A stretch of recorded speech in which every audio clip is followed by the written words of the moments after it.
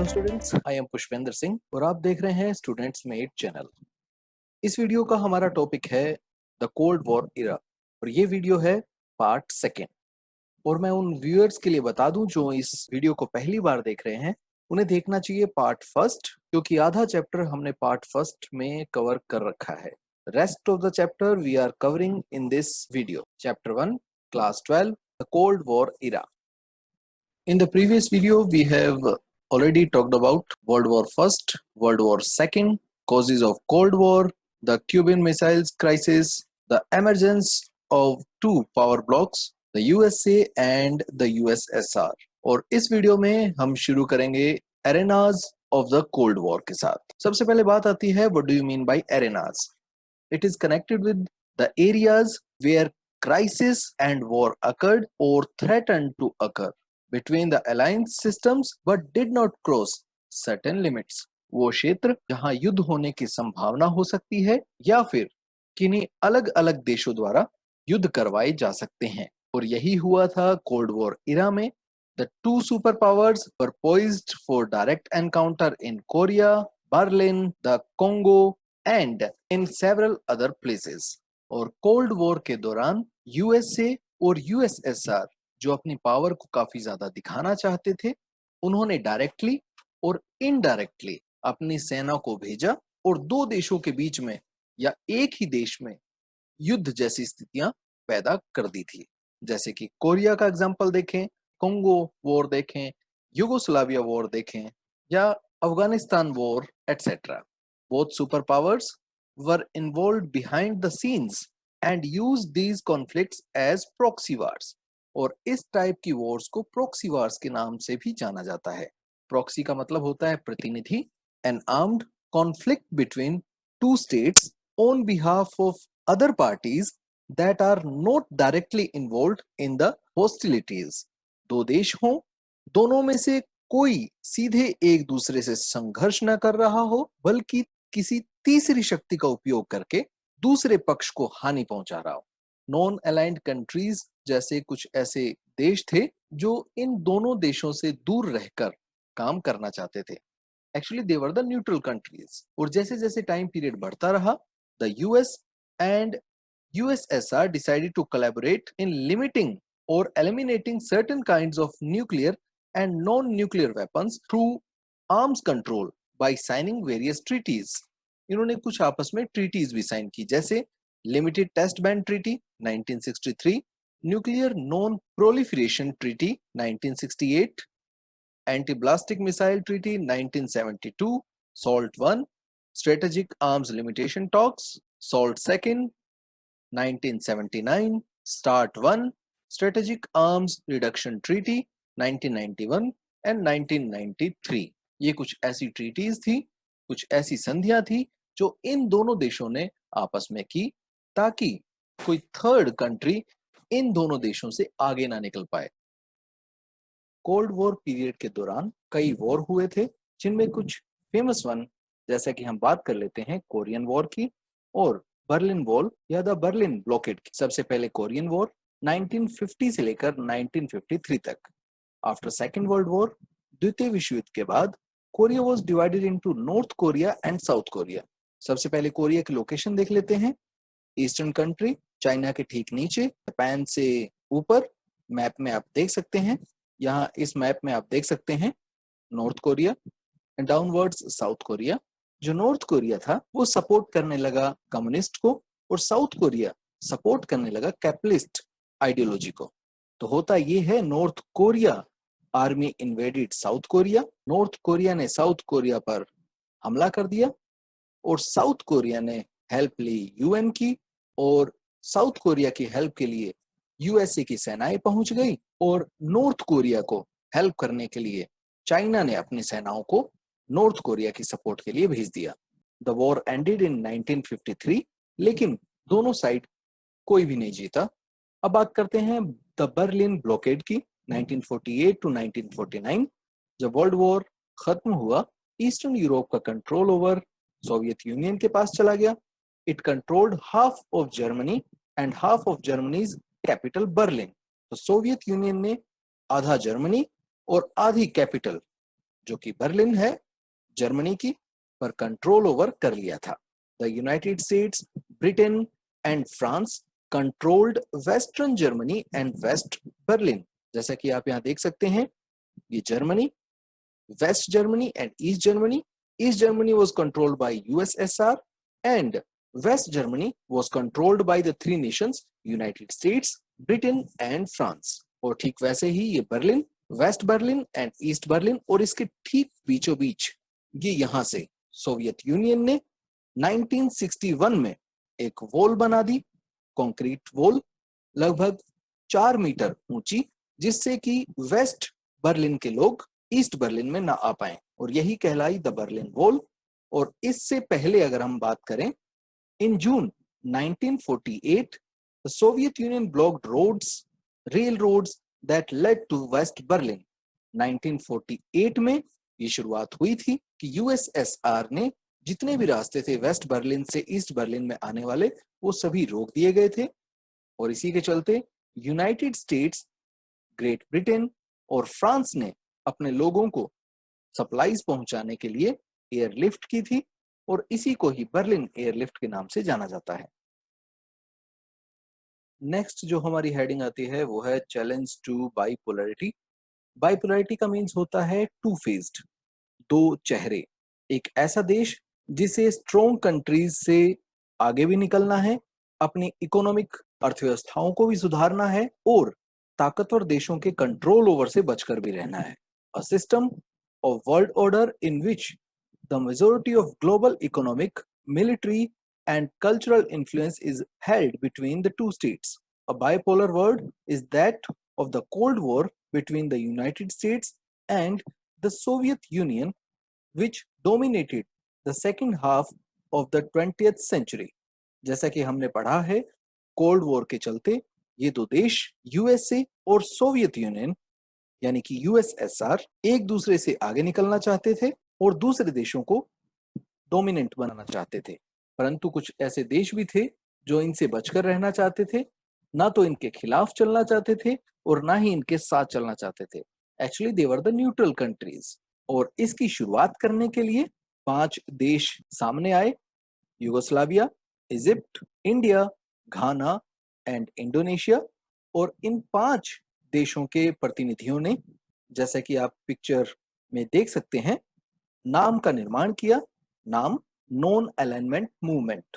The basic concept for the group originated in 1955।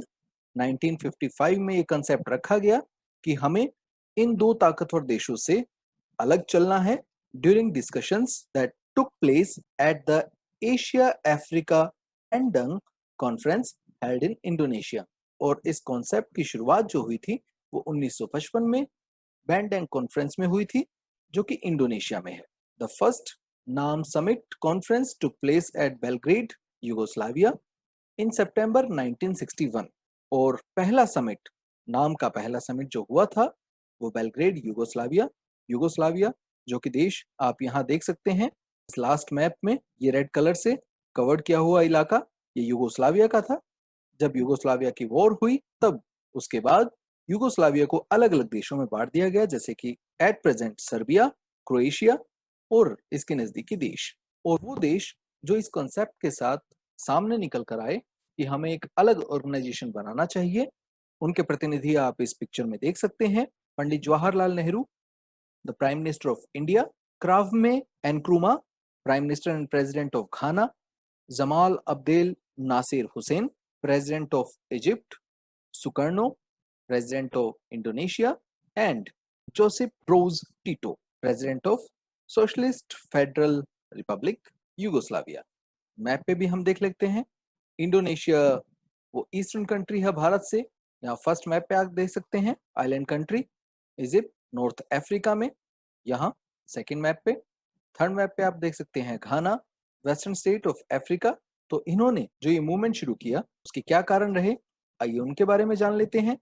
और ये 5 देश और इनके साथ ही देश, इन सभी को बाइपोलर होने की क्यों जरूरत पड़ी। The countries of Asia and Africa did not like to remain under a capitalist country like America or a communist country like Soviet Russia। All the nation states of Asia and Africa wanted to negotiate themselves for economic development. और जो नाम countries थी वो अपने आप को economical development के रूप में देखना चाहते थे, respect for sovereignty, sovereign equality and territorial integrity of all states. और ये देश ये भी चाहते थे कि उनकी टेरिटोरियल इंटीग्रिटी बनी रहे और वो सोवेरेन कंट्री बने बने कि इन देशों के ऊपर कोई दूसरे देश खुद का डिसीजन ना ले पाए। They realize that the race for armament is bad for every nation. और ये मानते थे कि जो हथियारों को रखने की रेस है ये हर देश के लिए खराब साबित हो सकती है। They imagined a third world which will help them in developing the economic and cultural cooperation। और उन्होंने अपने आप को थर्ड वर्ल्ड के रूप में सामने रखा और ये चाहते थे खुद की इकोनॉमिकल व्यवस्था को बनाना और कल्चरल कोऑपरेशन को बढ़ावा देना। The underdeveloped nations try to develop, जैसे कि ये अनडेवलप्ड कंट्रीज थी अपने आप को आगे बढ़ाना चाहते थे बाय हेल्पिंग ईच अदर, एक दूसरे की मदद करके, and decided not to interfere in internal affairs of any country. So these countries came together to form the non-aligned movement and kept themselves away from the eastern and western blocks। और यही कुछ कारण थे जिनकी वजह से ये देश सामने निकल कर आए ताकि अपने आप की एक पहचान बना सकें। ये लोगो जो आप देख रहे हैं, this is the old logo of नाम, और एट प्रेजेंट ये लेफ्ट साइड वाला जो लोगो है, पेड़ और फूल पत्तियां, ये है नाम का लेटेस्ट लोगो। नेक्स्ट हेडिंग की ओर आते हैं, new international economic order. The challenge for most of the non aligned countries, a majority of them were categorised as the least developed countries. LDCs जो ये देश थे, इनकी डेवलपमेंट ग्रोथ काफी डाउन थी, इसलिए इनको लीस्ट डेवलप्ड कंट्रीज का दर्जा दिया गया।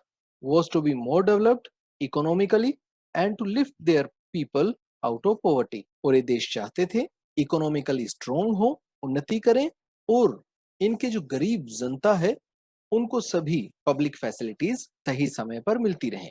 Economic development was also required for the new countries. Without sustainable development a country could not be truly free. The new international economic order NIEO was a set of proposals put forward during the 1970s by some developing countries through the United Nations Conference on Trade and Development (UNCTAD) brought out a report in 1972 to promote their interests by improving their terms of trade, increasing development assistance, developed country tariff reductions and other means। और इस proposal की demand non aligned movement ने रखी और इसमें कहा गया कि ये देश जो नॉन अलाइंड मूवमेंट से जुड़े हुए हैं वो भी आगे बढ़ना चाहते हैं, तरक्की करना चाहते हैं, उनके लिए टैरिफ बैरियर्स को हटा दिया जाए, ये भी इंटरनेशनल बिजनेस करना चाहते हैं for improving their development growth and so on.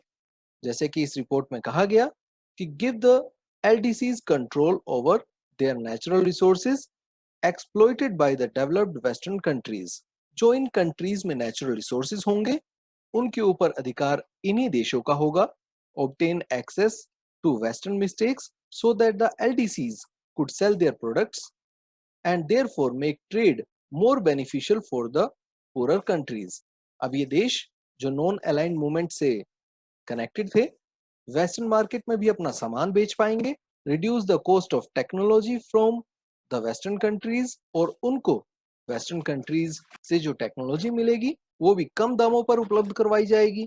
Provide the LDCs with a great role in international economic institutions। और उच्च स्तर पर ये छोटे देश अपने आप को रख पाएंगे। By the late 1980s, however, the NIEO initiative had faded।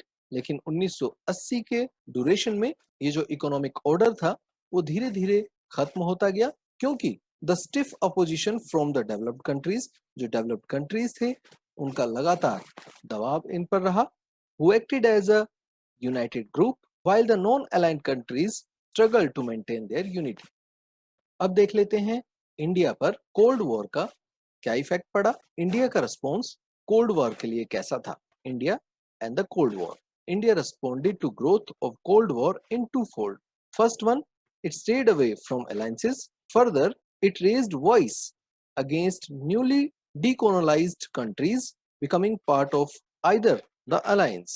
Bharat ने सबसे पहले इन दो देशों से दूरी बनाई और इनके भी जितने भी बनाए गए अलायंसेस थे उनसे भी दूर रहा, और अगर कुछ गलत काम हो रहा था तो उसके खिलाफ भी भारत ने आवाज उठाई और उन देशों का साथ दिया जो अभी अभी आजाद हुए थे. NAM served India's interest also to participate in international decisions and maintained balance between the two superpowers. और जैसा कि भारत का नाम से कनेक्टेड होने के बावजूद इसने इंटरनेशनल डिसीजंस लिए, उनमें पार्टिसिपेट किया और एक बैलेंस बनाकर रखा इन दो सुपर पावर्स के बीच में. इंडिया की इस पॉलिसी का क्रिटिसाइज भी हुआ as India sign treaty of friendship with the USSR in August 1971 for 20 years. Bharat ने यूएसएसआर के साथ ट्रीटी ऑफ फ्रेंडशिप भी साइन की 1971 में अगले 20 सालों के लिए, और ये जरूरी भी थी भारत के लिए क्योंकि India needed diplomatic and military support during Bangladesh crisis. That in any case, the treaty did not stop India from having good relations with other countries including the US. और इसी के साथ हमारा ये चैप्टर भी यहीं खत्म होता है. आई होप आपको ये वीडियो पसंद आया होगा. जल्दी से सब्सक्राइब कर लें ताकि आपको मेरे आने वाले वीडियोस के नोटिफिकेशन मिलते रहें, और हाँ, लाइक भी करना ना भूलें. खुश रहें, आबाद रहें, तैयारी करते रहें और आगे बढ़ते रहें. Thanks for watching and thank you very much.